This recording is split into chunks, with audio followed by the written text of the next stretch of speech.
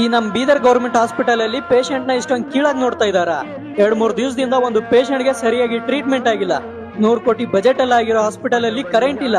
ಅಲ್ಲಿರೋ staff inverters ಅಲ್ಲಿ seniors ಗಳಿಗೆ ಲೆಟರ್ ಕೊಟ್ಟಿದೀವಿ ಅಂತ ಹೇಳ್ತಾರೆ. ಪೊಲೀಸ್ ಅವರು ಬಂದು ಇನ್ವರ್ಟರ್ ಕೆಟ್ಟು ಹೋಗಿದೆ ಅಂತ ಹೇಳ್ತಾರೆ. ಜನಗಳನ್ನ ಮೂರ್ಖರ ಅನ್ಕೊಂಡಿದೀರಾ ಬಾಯಿಗೆ ಬಂದಂಗ್ ಹೇಳಕ್ಕೆ. ಯೂಟ್ಯೂಬರ್ ವಿಡಿಯೋ ಮಾಡ್ತಾ ಇದ್ರೆ ವಿಡಿಯೋ ನಿಲ್ಲಿಸ್ತಾ ಇದೀರಾ. ಯಾಕೆ ನಿಮ್ ಮುಖವಾಡ ಬಯಲಾಗ್ತಾ ಇದೆ ಅಂತನಾ?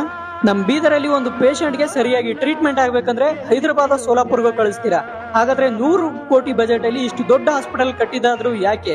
ಬೀದರ್ ಜಿಲ್ಲೆಯ ಪ್ರತಿಯೊಬ್ರು ಹೆಲ್ತ್ ಮಿನಿಸ್ಟರ್ ದಿನೇಶ್ ಗುಂಡೂರಾವ್ ಅವರಿಗೆ ಕಮೆಂಟ್ ನಲ್ಲಿ ಟ್ಯಾಗ್ ಮಾಡಿ, ಹಾಗೆ ಪ್ರತಿಯೊಬ್ಬರಿಗೂ ಮಾನವೀಯತೆಯಿಂದ ಶೇರ್ ಮಾಡಿ. ಮುಂದೆ ಎಷ್ಟು ಜೀವಗಳು ಹೋಗುತ್ತೆ ಅಂತ ಗೊತ್ತಿಲ್ಲ, ದಯಮಾಡಿ ಆದಷ್ಟು ಶೇರ್ ಮಾಡಿ. ಧನ್ಯವಾದ. ಅವ್ ನೀವ್ ಹೇಳ್ಬೇಕು, ಅಪ್ರೋಚ್ ಮಾಡ್ಬೇಕು. ಪೇಷಂಟ್ ಸಾಯ್ಲತ್ತಾರ, ಇಲ್ಲ ನಮಗ ಇನ್ವರ್ಟರ್ ಹಾಕ್ಸತ್ತ